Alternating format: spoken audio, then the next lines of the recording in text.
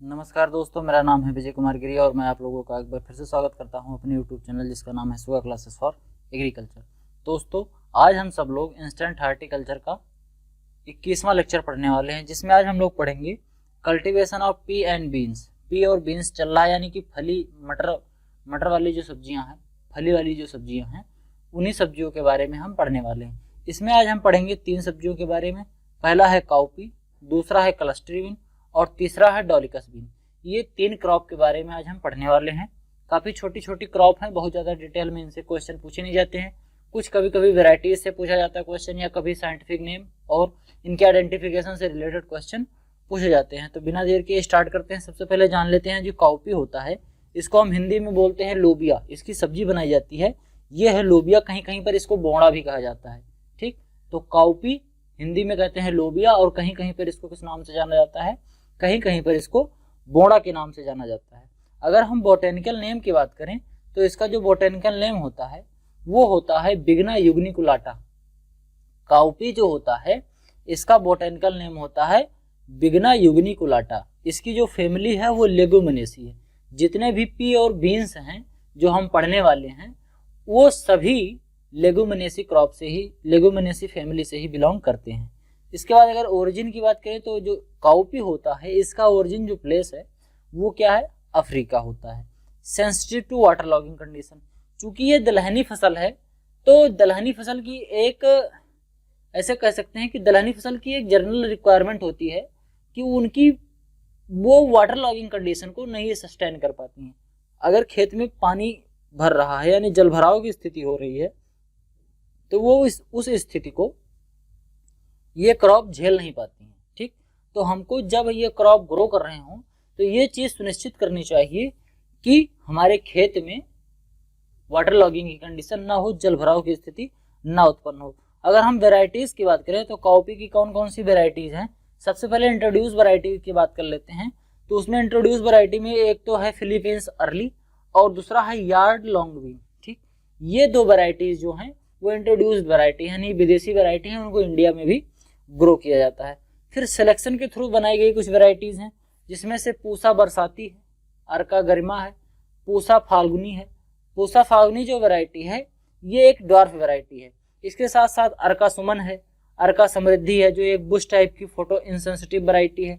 अब अर्का समृद्धि जो Bush type की वैरायटी है, बुश टाइप का मतलब ये होता है कि ये ज़्यादा ग्रो नहीं करती, मतलब इनकी लेंथ ज़्यादा नहीं होती, ज़्यादा ऊंचाई तक या ज़्यादा फैलती नहीं है। ये बुशी नेचर की होती है, मतलब बहुत ज़्यादा फैल के बहुत दूर तक नहीं जाती, इनके ब्रांचेस जो होती हैं बहुत ज़्यादा नहीं फैलती हैं।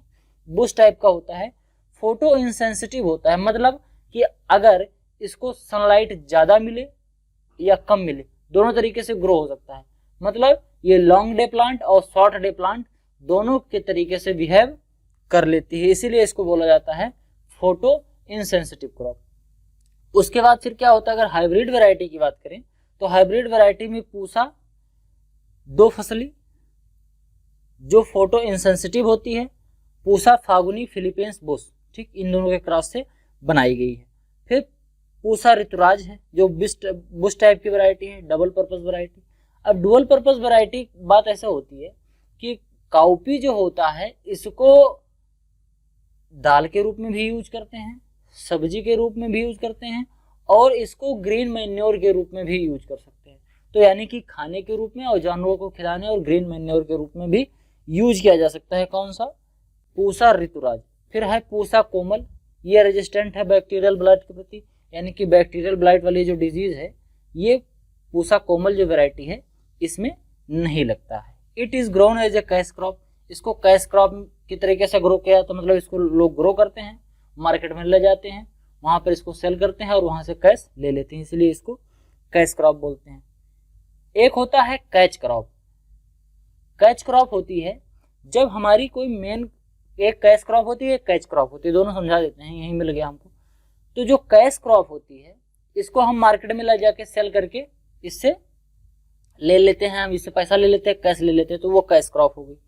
ठीक, दूसरी क्रॉप होती है कैच क्रॉप। जब हमारी मेन क्रॉप जो होती है वो जब डिस्टर्ब हो जाती है किसी वजह से, जैसे मान लो कि मैं गेहूं की बुआई कर रहा था, लेकिन क्या हुआ कि गेहूं की बुआई करने के बाद कुछ ऐसा हो गया कि हमारा गेहूं जो है वो जर्मिनेट नहीं हुआ। अब दोबारा हम गेहूं तो बो नहीं सकते उस खेत में, क्यों? क्योंकि गेहूं की बुआई का समय तो चला गया। जर्मिनेशन हमसे 10-15 दिन बाद हमको पता चलेगा कि हाँ सही से जर्मिनेट हुआ है कि नहीं जर्मिनेट हुआ है। तो अगर इस तरीके से खराब हो गई हमारी फसल, तो हम कोई दूसरी फसल को ग्रो करते हैं, ऐसी फसल ग्रो करते हैं जो हमारी गेहूं के कटाई के समय ही तैयार हो जाए। गेहूं भले नहीं बुआई कर रहे हैं, गेहूं भले खराब हो गया, लेकिन मान लो हमारी जो अगली फसल है उस फसल से पहले पहले जो बीच में टाइम बच रहा है उसमें हम कुछ एक्स्ट्रा थोड़ा सा ले लें, क्योंकि अब तो नाश तो हो ही गया क्योंकि गेहूं खराब हो गया। तो इस वजह से कोई शॉर्ट ड्यूरेशन की क्रॉप को ग्रो किया जाता है, तो उसको बोलते हैं कैच क्रॉप, कि हाँ इसको थोड़ा सा दौड़ा देते हैं, इस क्रॉप को कम कम समय में तैयार होने वाली फसल लगा देते हैं, तो वो आगे चल के कैच कर ले जाएगा। यानी कि गेहूं की कटाई के बाद जो हमको फसल बोनी है उस फसल की बुआई हम आराम से कर लेंगे, हमको कोई प्रॉब्लम नहीं होगी। आई होप कि आपको समझ में आया होगा कैच क्रॉप और कैश क्रॉप क्या होती है। कैश क्रॉप से कैश मिल जाता है और कैच क्रॉप अगली फसल के लिए वो कैच करवा लेता है, पकड़ लेता है कि हाँ चलो ठीक है यहाँ तक, अब ये क्रॉप तो खराब हो गई, अब यहाँ से ग्रो कर लेते हैं। जैसे मान लो गेहूं जो होता है लगभग 140 दिन के आसपास में ग्रो होता है। अगर हमको ये पता चला 30-40 दिन का गेहूं होने के बाद खराब हो गया तो हम क्या करेंगे, कोई एक ऐसी फसल चूज करेंगे जो लगभग 100 दिन के अंदर भी तैयार हो जाए, जिससे हमारा अगली जो गेहूं के बाद जो हम फसल बोने वाले थे उसमें कोई एडवर्स इफेक्ट ना पड़े। ये ड्रॉट टॉलरेंट क्रॉप है, मतलब कि सूखे के प्रति काफी सहनशील है, कम पानी मिलेगा तो भी ये काम चल जाएगा। फिर है बिगना सिलेंड्रिका, जिसको कहते हैं कटजंग बीन। उसके बाद है क्या, बिगना सिस्क्विनपिंडलिस, इसको कहते हैं एस्फेरेकस बीन। समझिए, cowpea pod are rich in vitamin B. जो काउपी होता है इसका जो पॉड होता है इसमें विटामिन बी बहुत अच्छे मात्रा में पाई जाती है। विटामिन बी की कमी से हमको चमड़ी से रिलेटेड बीमारी होती है, जो चर्म रोग होता है या बेरी जो डिजीज होती है, मतलब स्किन रिलेटेड डिजीज किसकी कमी से होता है, विटामिन बी की कमी से होता है। विटामिन ए कंटेंट 948 IU पर 100 ग्राम। अगर विटामिन ए की बात करें तो लगभग 941 IU पर 100 ग्राम होता है। 941 यानी कि इसमें विटामिन ए भी काफ़ी अच्छी मात्रा में पाया जाता है।